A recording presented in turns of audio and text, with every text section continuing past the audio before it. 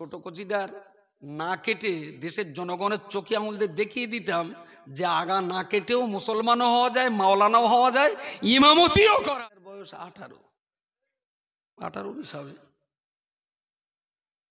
যদি একটা দেখাতে পারেন 1000 টাকা, দুটো দেখালি 2000 টাকা, তিনটে দেখালি 3000 টাকা,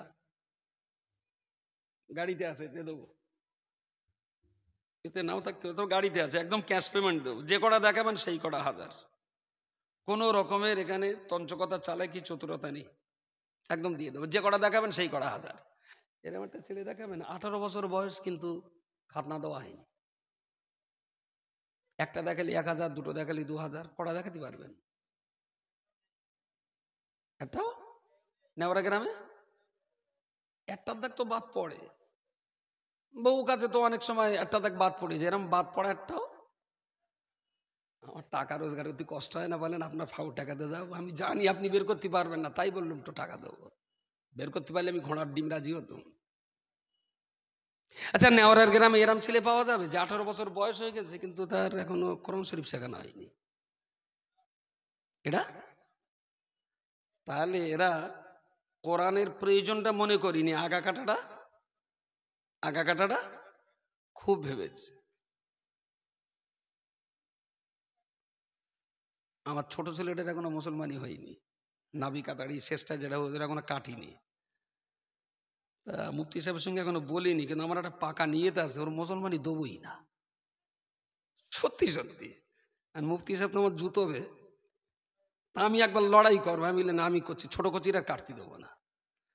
ইচ্ছা আছে ওরা হাফেজ করব, সুন্দর মাওলানা করব, আর বেশ চালাক চতুর, যদি আল্লাহ রাজি থাকে ওরা আমি কেরাত শেখাবো, কারি করাবো, করে ওর যে কোনো একটা, আমার এই নেওয়ারার ইমাম এখন হাফেজ সাহেব আছে, এরম একটা নেওয়ারা হয় ইমামতির জায়গা খালি হলি ওরে কম্পিটিশনে বসকে দেবো। যখন হাফেজ মাওলানা আবার কারি, এখন বাকায়দা আমি ওর কম্পিটিশনে বসাবো, কম্পিটিশনেও জিতেও যাবে। না না, এখানে বসে আমার চেয়ে তোমার এখানে কম্পিটিশনে জিতেও যাবে। মসজিদ কমিটি ওর চিঠি দেবে, অ্যাপয়েন্টমেন্ট লেটার, যে ভাই আপনার ছেলে ইন্টারভিউতে ফার্স্ট হয়েছে, পাঠিয়ে দেন। আমিও আসবো। প্রথম দিন জুমার নামাজ পড়ার সময় আমি দাঁড়িয়ে বলবো, দেখো ভাই, আমার করছি হাফেজ, আমার করছি মাওলানা, আমার করছি কারি, কিন্তু আমার করছি একটা দোষ আছে, নুনু কাটা হয়নি। এবার নামাজ পড়বা কি পড়বা না ঠিক করে দেখো। নেওয়ারার লোক আমার কচির পেছনে নামাজ পড়বে? পোঙা পাকামো করলে হবে না, মুফতির ফতোয়া লিখে দিতে হবে যে ছেলে হাফেজ মাওলানা কারি 22 বছর বয়স, খাতনা দেওয়া নেই, এই খাতনার অভাবে ওর পেছনে নামাজ পড়া যাবে না। একটা মুফতিকে ফতোয়া দিতে হবে। দেখি কোন মুফতি কপিসটা কেতাব পড়েছে ফতোয়া দেয়। আর আমি আপনাকে বলছি, তার যদি যোগ্যতা থাকে, বয়স যদি 18 হয়ে যায়, খাতনা দেওয়া ফরজ না ওয়াজিব? খাতনা দেওয়া সুন্নাত। আর 22 বছরের সাবালিগা ছেলের গুপ্তাঙ্গ অন্য লোকের দেখানোটা কি? কাটতে গেলে তো কারো না কারো দেখাতে হবে, নিজে নিজে তো দেওয়া যাবে না, যে কুরুল দিয়ে ধরি কুপকে দিলাম, কারো না কারো তো দেখাতে হবে। পরের দেখানোটা কি বলেন? না জায়েজ না? আর একটু কড়া করে বলেন, হারাম। তাহলে সুন্নত পালন করার জন্য হারাম করা কখনোই জায়েজ না। ধরুন 30 বছরে একজন অমুসলিম ইসলাম গ্রহণ করেছে, তার কি খাতনা দেওয়া জরুরি? মোটেই নয়। খাতনা সুন্নাত, অন্যকে দেখানো হারাম, না দেখানো ফরজ। সুতরাং ঢেকে রাখাটা ফরজ। সুতরাং খাতনা দেওয়ার জন্য হারাম কাজ করা যাবে না। অন্তত ছোট কচিদার না কেটে দেশের জনগণের চোখে আঙুল দিয়ে দেখিয়ে দিতাম যে আগা না কেটেও মুসলমানও হওয়া যায়, মাওলানাও হওয়া যায়, ইমামতিও করা যায়। এদের ধারণা কোরআন না জানে জানুক, কলমা না জানে জানুক, ইসলাম না জানে জানুক, শুধু ওইটা কাটলেই পাকা মুসলমান। যদি ওইটা কাটলেই পাকা মুসলমান হয়, তাহলে হাসরের মাথায় আমলনামা তো এইটাই, সবাই জান্নাতে যাবে। ফেরেশতা জিজ্ঞেস কি ব্যাপার? তা বলছেন আমি মুসলমান, তাই জান্নাতে যাবো। তুই মুসলমান, তার প্রমাণ? ছাটা তুলে দেবে। আমি মুসলমান কেনা দেখে এলাও। এই যে অজ্ঞতা, এই যে মূর্খতা, একটা ইডিয়েটের মতন কাজ। না ইসলাম পড়েছে, না কলমা পড়েছে, না ইসলাম জানে, কিচ্ছু দেওয়াহীনি তার ভিতরে, শুধু আগাটা কেটে পাকা মুসলমান। আর আমি ওই রাস্তা ধারে লেখা থাকে যে মুসলমানি দেওয়ার জন্য যোগাযোগ করুন, ওইরকম প্ল্যাকেট দেখলি না ছিঁড়ে ফেল দেই। আমি বলি লেখ খাতনা দেওয়ার জন্য, আগা কাটলি মুসলমান হয়, মিথ্যে কথা। কি বলিস বোঝা যায়নি? আগা কাটলি যে মুসলমান হয়, এটা চূড়ান্ত মিথ্যে কথা। ওর সাথে মুসলমানের কোনো, সারা পৃথিবীর কোন দেশে এই প্রথাটার নাম মুসলমানি বলে না, শুধু বাঙালিদের ভিতরে এইটা বলা হয় মুসলমানি। তার মানে বাঙালিদের মুসলমান হওয়ার ওইটাই একমাত্র সম্পদ। আল্লাহর রাস্তে অভিভাবক যারা আছেন, আমি খুব বিনয়ের সঙ্গে বলছি, ইসলামের ঘরে জন্ম নিয়েছেন আপনি আর আমি খুব ভাগ্যবান, সত্যি আমাদের কপাল ভালো। এবারে নিজেদেরকে একটু সজাগ হওয়া, ইসলাম সম্পর্কে একটু প্রতিদিন পড়াশুনো করা, বাচ্চাগুলোকে দিন সম্পর্কে সচেতন করে রাখা এবং নিজেদেরকে ইসলামের উপরে সুপ্রতিষ্ঠিত থাকা। বিরাট আনন্দ করে বুক উঁচু করে পৃথিবীতে চলা যাবে, বুক উঁচু করে চলা যাবে। ত্রুটি বিচ্যুতির জন্য আমি ক্ষমা চেয়ে নিচ্ছি।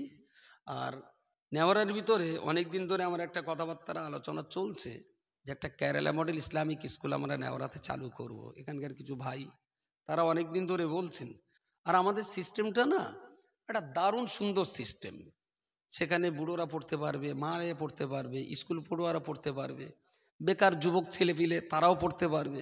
একেবারে 3 বছর থেকে 93 বছর বয়স পর্যন্ত সকাল 6টা থেকে আর রাত 10টা পর্যন্ত একই ছাদের তলায় আমাদের 6টা স্কুল চলবে।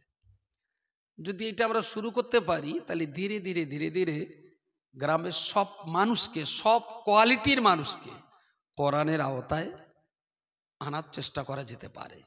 এবং আমি শুকরিয়া আদায় করছি যে আমরা 2018 সাল থেকে পর্যন্ত 256টা গ্রামে আমরা MIVP মডেল ইসলামিক ভিলেজ প্রজেক্টের আওতায় আনতে পেরেছি 256টা গ্রাম। আপনি তো বসির হুজুর কবর জিয়ারাত করেন, দাদা হুজুরি কবর জিয়ারাত করেন, খাজা সাহেব আজমিরি কবর জিয়ারাত করতে যান, ভেরি গুড। আমি একবারও হারাম ফতোয়া দেব না।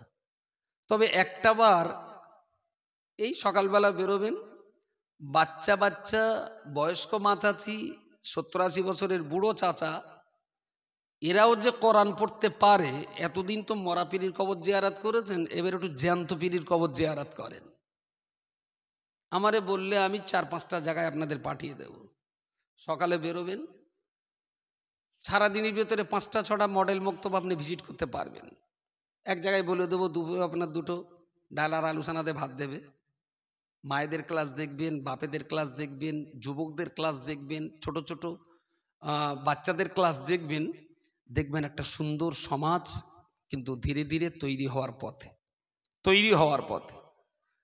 পশ্চিমবাংলায় র মেটেরিয়াল সব ভালো আছে, কাজ করবার উপযুক্ত পরিবেশও আছে। অভাব শুধু একটাই, সেটা হলো সিস্টেমের অভাব। সেই সিস্টেমের অভাবের কারণেই আমরা পিছিয়ে ছিলাম। আমরা কেরালাদের কাছ থেকে সিস্টেমটা ধার করেছি, কেরালাওয়ালাদের কাছ থেকে সিস্টেমটা ধার করেছি। যে সিস্টেমে তারা তাদের সমাজকে বদলে দিয়েছে, আমরা সেই সিস্টেমে আমাদের সমাজকে বদলাবার চেষ্টা করছি। তো যদি কখনো ইচ্ছা হয় একটা টাইম আমাদের মডেল মক্তবগুলো, খুব ভালো কথা, কাছেই বয়রাগাছি, তার একটুখানি পাশেই রয়েছে আমাদের উত্তর দেবীপুর, সুন্দর জায়গায়, 1 নম্বরে জায়গায় রয়েছে। এই জায়গাগুলো বয়রাগাছি আমাদের মক্তবের আওতায় এসছে বোধহয় 3 বছর, তাই না? মাত্র 3 বছর। আজকে সেই বয়রাগাছিতে যেয়ে দেখুন, আল্লাহর রহমতে তালিমে বালেগা শুরু হয়েছে, ওখানে মায়েদের ক্লাস শুরু হয়েছে। তো চেষ্টা করলে এখনো মানুষকে ভালো জায়গায় আনা যায়, আল্লাহর রহমত হবে। চেষ্টা করলে মাতালের হাত থেকেও মদের বোতল ভালোবাসা দিয়ে কেড়ে নেওয়া যায়।